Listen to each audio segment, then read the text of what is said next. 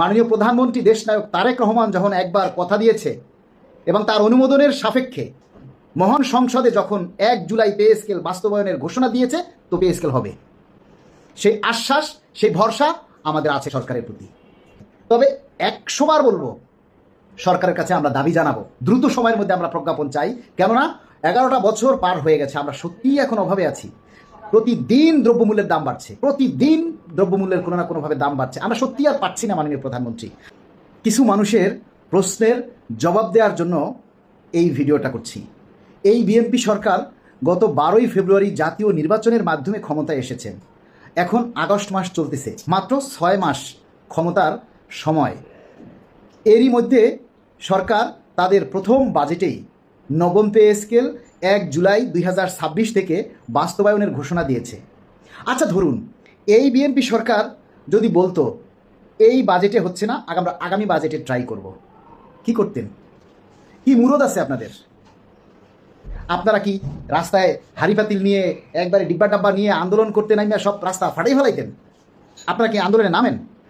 কোথাও একটা প্রোগ্রাম দিলে 2-10 জন, 5 জন, 20 জনের বেশি তো আমরা কোথাও দেখি না। এই যে আমরা অতীতে যতগুলি প্রোগ্রাম করেছি, আপনারা কোথায়? পে স্কেল দিলে সুবিধা পাবে 22 লক্ষ কর্মচারী, আর সেই দাবিটা বাস্তবায়নের জন্য কয়জনে আছেন আপনারা? আচ্ছা, আপনার চোখে আঙ্গুল দেওয়া লাগবে না, তাহলে আবার দেখতে পাবেন না। চোখের মানে আমি বলতেছি এটা যে নিজের বিবেকের কাছে প্রশ্ন করেন। এই 12 তারিখের পরে বিএনপি সরকার ক্ষমতায় আসার পর কোন কোন সংগঠনকে আন্দোলন করতে দেখছেন? পে কমিশনের সময় প্রায় 300 সংগঠন মত বিনিময় সভায় অংশ নিয়েছে। যে আজকে সভাপতি সেক্রেটারি হয়ে প্রেসিডেন্ট সেক্রেটারি দুইজনে চলে গেছে মত বিনিময় সভায় অংশগ্রহণ করার জন্য। ওই যে অনলাইন জরিপে আবেদন করতে বলছে, একটা আবেদন করে দিছে, তাদেরকে ডাকছে, সময় নষ্ট করছে। সেই সংগঠনগুলি কই? এখন তো দেখি না সেই সংগঠন। আর এই বিএনপি সরকার আসার আগে বুকে হাত দিয়ে বলেন, এই বাংলাদেশ সরকারি কর্মকর্তা কর্মচারী কল্যাণ সমিতি ছাড়া আর কাউকে দেখেছেন? এ মালেক আশিক ছাড়া আর কাউকে আপনাদের দাবি নিয়ে কথা বলতে দেখেছেন? একেবারে মানে কি বলে, আপনার ভাতের কসম করে বলেন। না, মিথ্যা বলার দরকার নেই, সত্য করে বলেন, কাকে দেখেছেন? আমরা চট্টগ্রামে প্রতিনিধি সমাবেশ করেছি, খুলনায় প্রতিনিধি সমাবেশ করেছি, পটুয়াখালীতে সমাবেশ করেছি, কিশোরগঞ্জে সমাবেশ করেছি, মানিকগঞ্জে সমাবেশ করেছি, ঢাকায় মৌন মিছিল করেছি, সাংবাদিক সম্মেলন করেছি, মাননীয় প্রধানমন্ত্রীর কাছে স্মারকলিপি প্রদান করেছি, সচিব কমিটির কাছে স্মারকলিপি প্রদান করেছি, মাননীয় প্রধানমন্ত্রীর সাথে সাক্ষাতের জন্য আবেদন করেছি। বারবার বিভিন্ন মিডিয়ায় আমরা বিবৃতি দিয়েছি, নিজেদের দাবির কথা তুলে ধরেছি, আপনাদের কষ্টের কথা তুলে ধরেছি।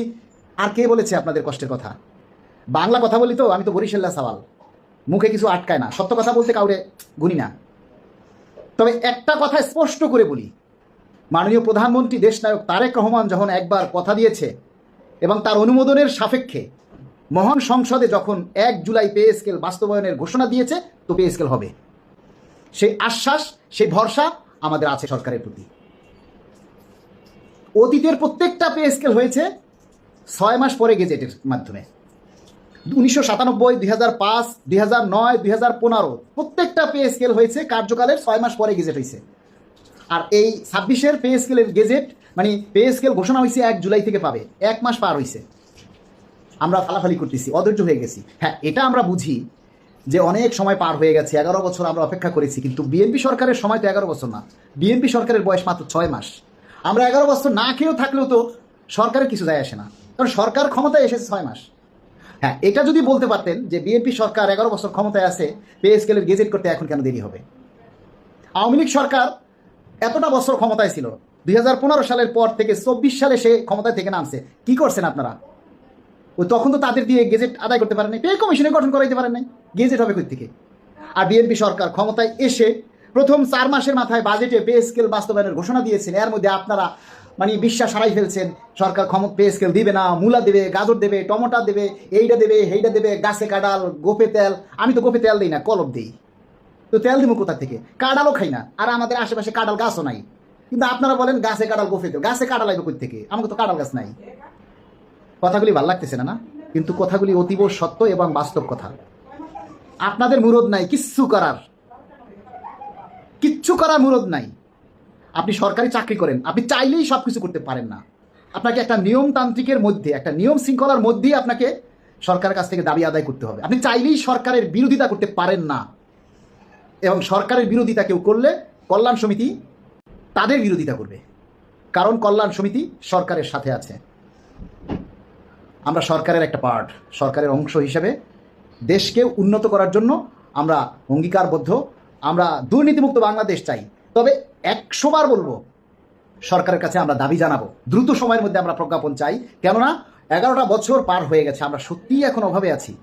প্রতিদিন দ্রব্যমূল্যের দাম বাড়ছে, প্রতিদিন দ্রব্যমূল্যের কোনো না কোনোভাবে দাম বাড়ছে। আমরা সত্যি আর পাচ্ছি না। মাননীয় প্রধানমন্ত্রী, আপনি কথা দিয়েছেন 1 জুলাই থেকে পে স্কেল বাস্তবায়ন হবে, মহান সংসদে সেটার ঘোষণা দেওয়া হয়েছে, কিন্তু আমরা চাই যত দ্রুত সম্ভব এই প্রক্রিয়াগুলি শেষ করে গেজেট প্রকাশের মাধ্যমে এই কর্মচারীদের আস্থা ফিরিয়ে দিন। আমরা আপনার সাথে আছি। আসসালামু আলাইকুম।